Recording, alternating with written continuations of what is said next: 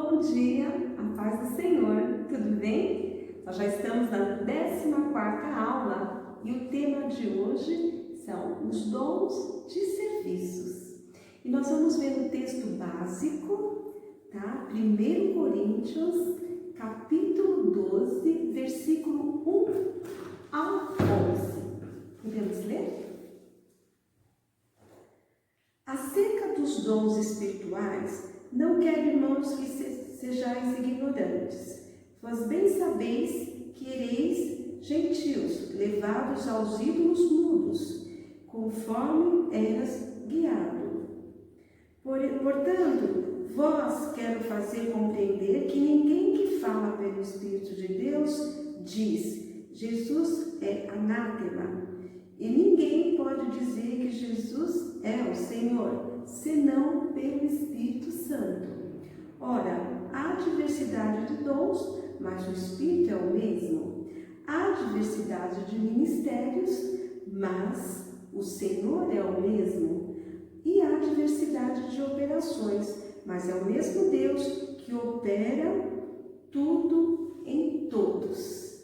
Mas a manifestação do Espírito é dada a cada um para o que for útil, porque a um, pelo Espírito, é dada a palavra de sabedoria, e a outro, pelo mesmo Espírito, é a palavra da ciência, e a outro, pelo mesmo Espírito, a fé, e a outro, pelo mesmo Espírito, os dons de curar, e a outro, a operação de maravilhas, e a outro, a profecia, e a outro, o dom de discernir, e os espíritos, e a outro, a variedade de línguas, e a outro, a interpretação das línguas.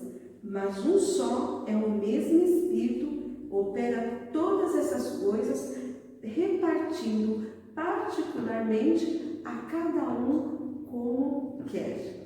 Então, nós vemos aqui que os dons do Espírito Santo de Deus vêm pela graça de Deus, né? Então, Deus pede para que o Espírito Santo distribua individualmente esses dons a cada um de nós, para que utilizemos ele a serviço do corpo de Cristo, a serviço da obra de Deus, a serviço da igreja. Amém?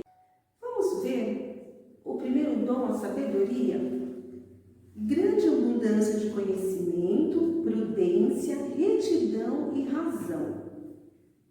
Champlin menciona que aqui é focalizada a habilidade de compreender e transmitir as coisas mais profundas do Espírito de Deus, que está em Romanos 11:33. Ó profundidade das riquezas, tanto da sabedoria como da ciência de Deus, quão insondáveis são os seus juízos e quão imutáveis os seus caminhos. O próprio Deus dá sabedoria do alto, pura, cheia de misericórdia, imparcial, a qual se traduz em mansidão, e contigo proceder através de obras humanas. Tiago 1:5. E se algum de vós tem falta de sabedoria, peça a Deus, que a todos dá liberalmente e não lança em rosto, e ser-lhe-á dada. O dom da sabedoria se manifesta em 3 circunstâncias específicas.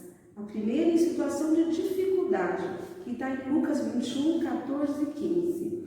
Propõe, pois, no vosso coração não premeditar como haver de responder, porque em vós darei boca e sabedoria, a que não poderão resistir e nem contradizer, tantos quantos os opuserem.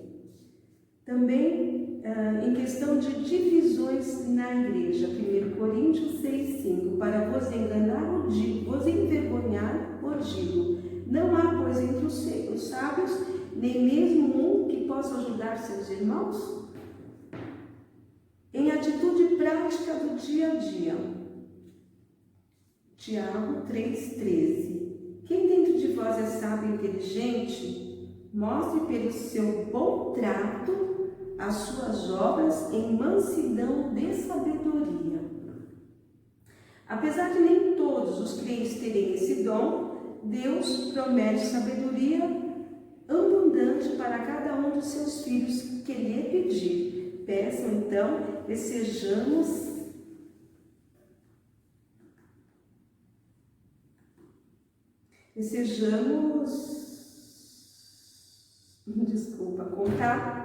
contados entre os sábios.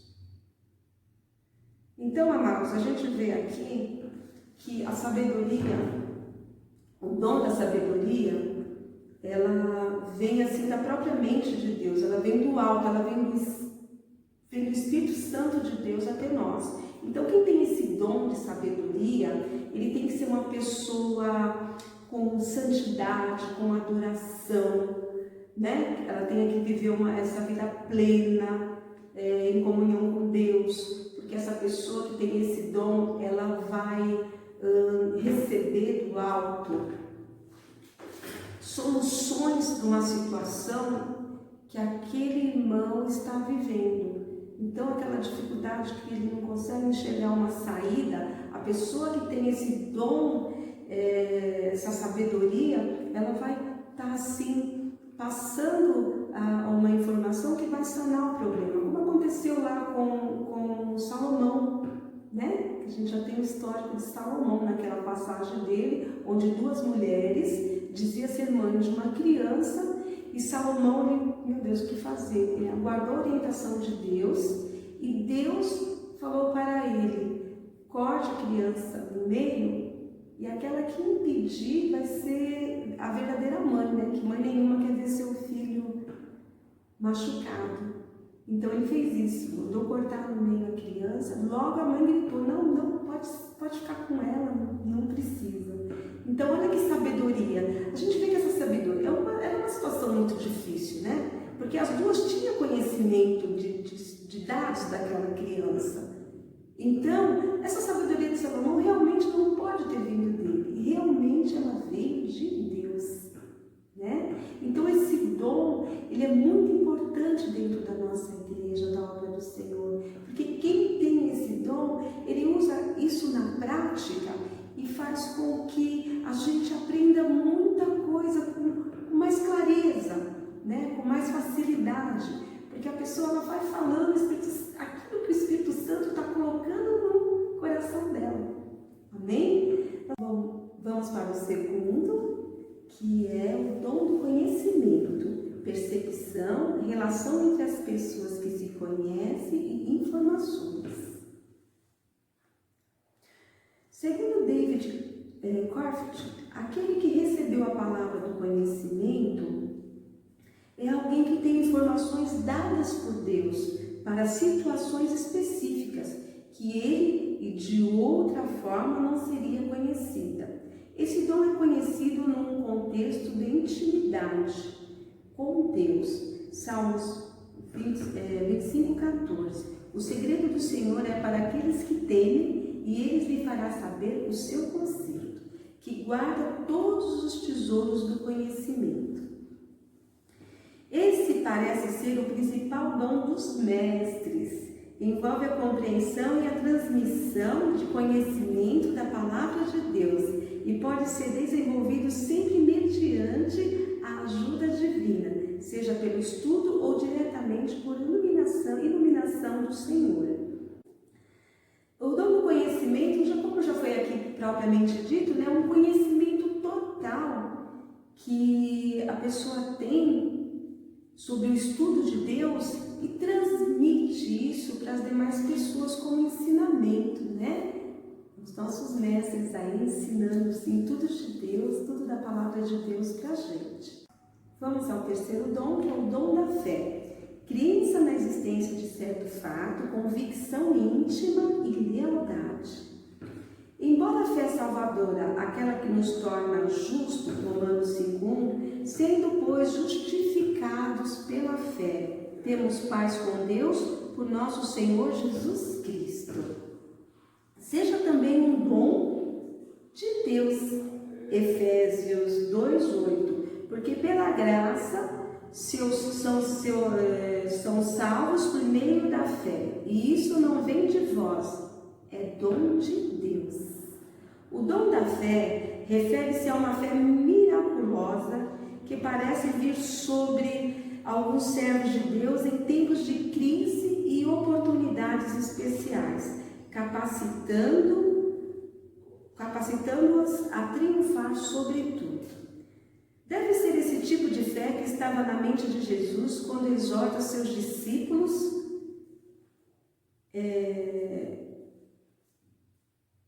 em Marcos 11:22, e Jesus respondendo disse: tende fé em Deus, né? Bem como na vida dos heróis da fé citados em Hebreus, que está lá no capítulo 11, versículo 4 e 38, uma série de heróis ali, né? Movidos pela fé. De Pedro e João, que está lá em Atos, de Paulo, que também está em Atos 27. Em outras passagens bíblicas também nós vamos encontrar vários irmãos de fé, né? A fé é necessária para o exercício de todos os dons espirituais. Se não tivéssemos fé, não será possível agradar a Deus. Amém? Então, esse dom de fé, ele é maravilhoso, né? A pessoa às vezes está com aquela fé em algo assim impossível. Esse dom é justamente para tudo que é impossível, né? E aí as pessoas do lado vê que aquilo é impossível e começam até a te falar mesmo, não sonha algo, isso é impossível, não vai dar certo. E você fala, não, eu vou porque eu confio no Deus que eu sirvo, eu vou porque o Espírito Santo tocou no meu coração. E embora tudo em volta de você está dizendo não, você está lá firme com Deus, e aí acontece, né? O milagre ali acontece, realiza aquilo que você estava buscando. E a parte mais linda aí é que você sai de cena. Quem entra é Deus, é o Espírito Santo. E as pessoas começam então não a olhar você, mas começam a olhar Deus. E elas começam a falar, olha o que Deus operou nela. Não é que Deus fez mesmo esse mover na vida dela?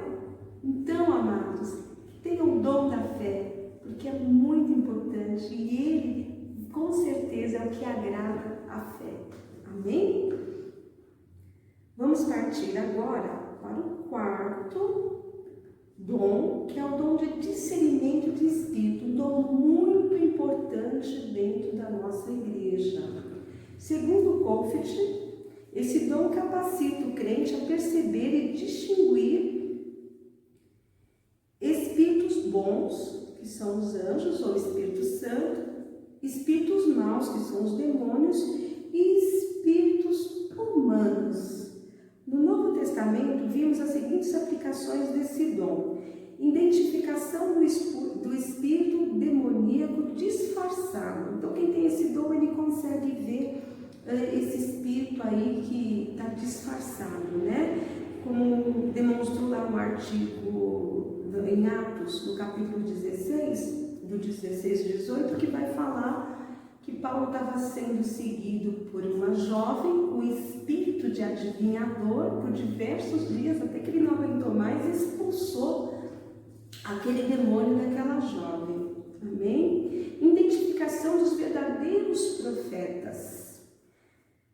Vai ter o discernimento também da identificação de falsas doutrinas, né? Que hoje nós temos, está sendo muito consumido falsas doutrinas hoje, né? Então, olha a importância desse dom para estar discernindo o que é certo e o que é errado. Vamos ao quinto, que é o dom de ministério, ofício, trabalho, missão, né?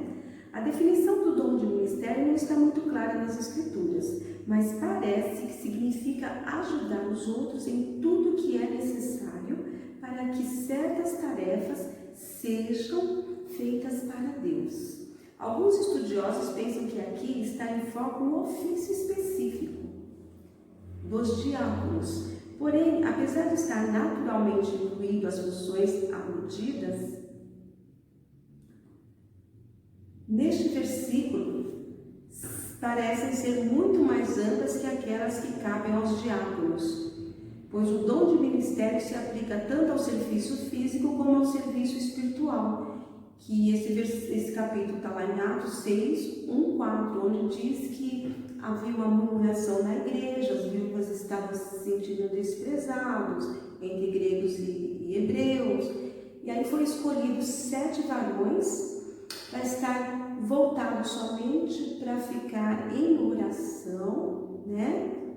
E aí então passaram a ter a parte de ofício e a parte espiritual. Então é isso que se refere a esse versículo.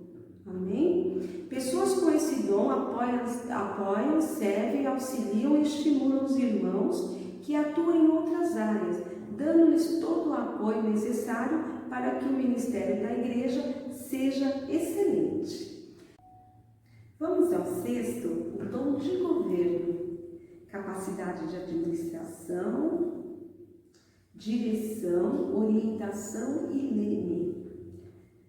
Esse dom envolve capacidade administrativa para presidir, decidir, gerenciar e executar projetos cristãos. De acordo com Champlin, é bem provável que os assuntos relacionados com os negócios da igreja, auxílio aos necessitados, além de conduta de adoração pública, caibam nos governos, pois as pessoas assim dotadas sabem o que fazer e como fazê-lo, mantendo desse modo o funcionamento ordeiro da igreja local. Em primeiro lugar, trata-se de um dom e somente em seguida é que envolve um ofício. Por essa razão é que existem diáconos e anciões ou pastores. Fica claro que esse dom é imprescindível para os oficiais, bem como para todos os líderes da igreja, desde os membros da diretoria até os líderes de departamento e ministérios, porém não como dominadores, mas como modelos, né?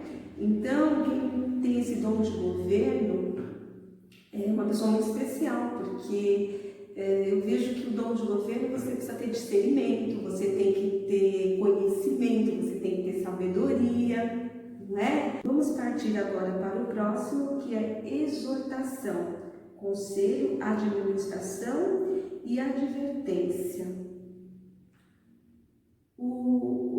A palavra exortação aqui tem uma riqueza de significado que vai desde encorajar até confortar, conciliar e consolar.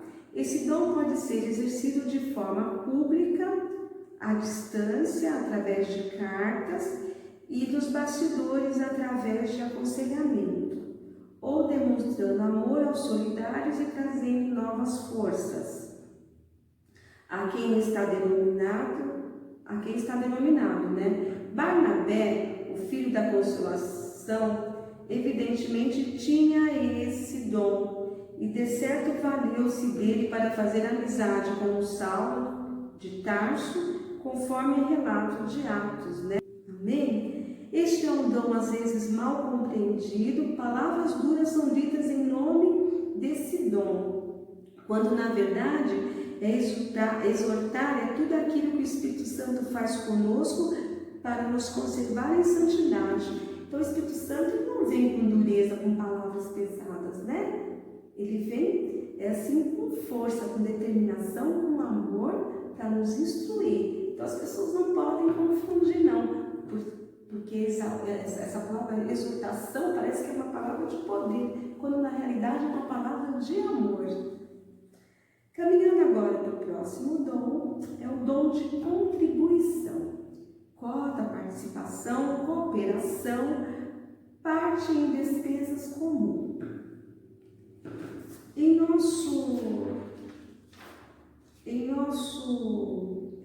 Esse dom ele envolve não somente as funções dos diáconos na distribuição de propriedades públicas da igreja, mas também a contribuição pessoal. E isto tem de ser feito com generosidade, sem murmuração, com sinceridade, sem segundas intenções, ou seja, com alegria, né?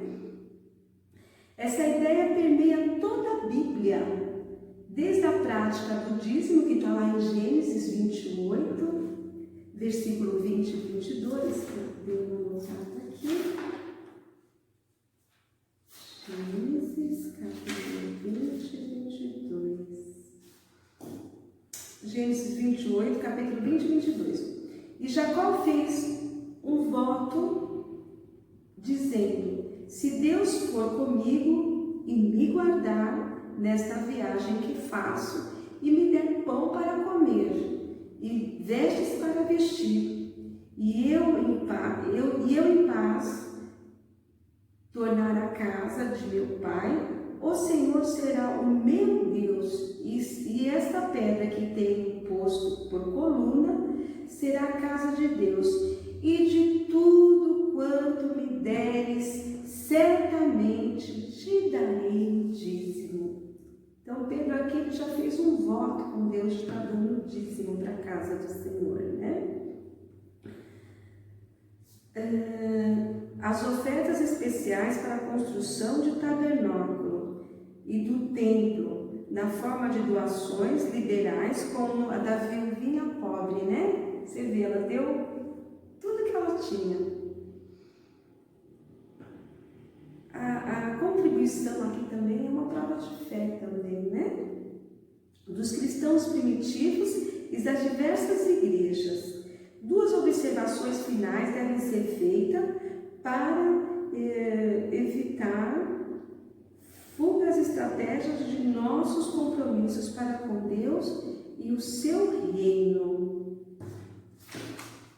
que está lá em Provérbios 3, versículo 9, que diz: honra ao Senhor com a tua fazenda e com as premissas de toda a tua renda.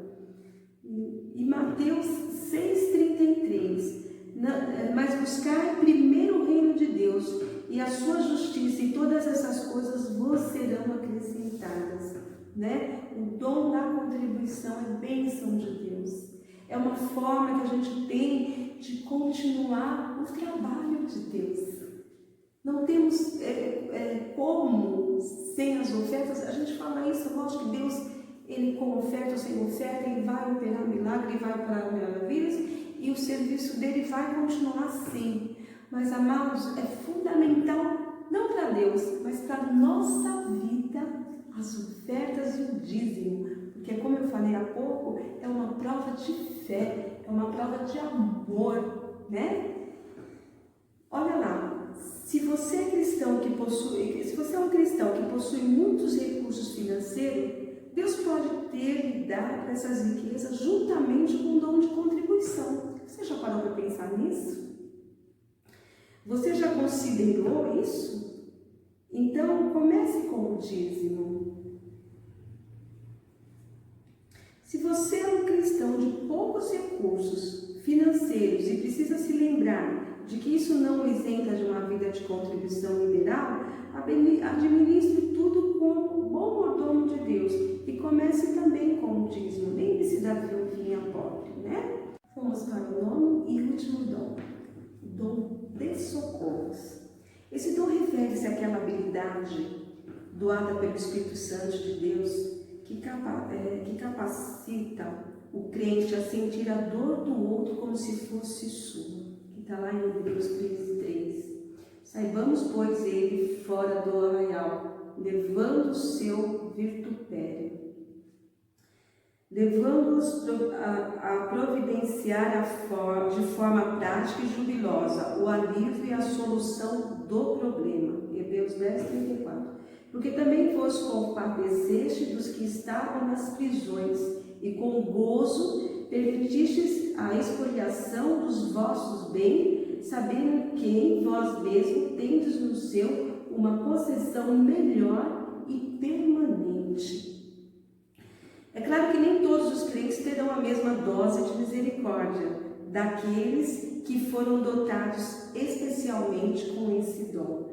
Mas a Bíblia está cheia de exortações no sentido de que em nossos relacionamentos sejamos cheios de misericórdia, assim como é o nosso Deus. E Jesus nos afirmou que são bem-aventurados os misericordiosos, porque alcançarão misericórdia. Então, socorro é um dom de amor, é um dom que a pessoa para tudo que está fazendo, para socorrer, para poder ajudar, ela fica incomodada, dá um incômodo de ver uma pessoa ali numa prisão, numa angústia, naquela situação, a pessoa não fica em paz com ela, né? Então, ela quer ajudar, ela quer socorrer, tá na própria concepção da palavra, né? Então, é um dom muito maravilhoso, é um dom de amor, um dom muito especial e muito importante na obra de Deus, né? Vamos agora à conclusão. Deus, para perceber que, do ponto de vista das provisões de Deus, através dos dons, a igreja cristã é completa, porém, na prática, nós ainda nem identificamos algumas deficiências. E quando procuramos as respostas, percebemos que o problema é que muitos cristãos, em particular, e a igreja em geral, descartaram a doutrina bíblica.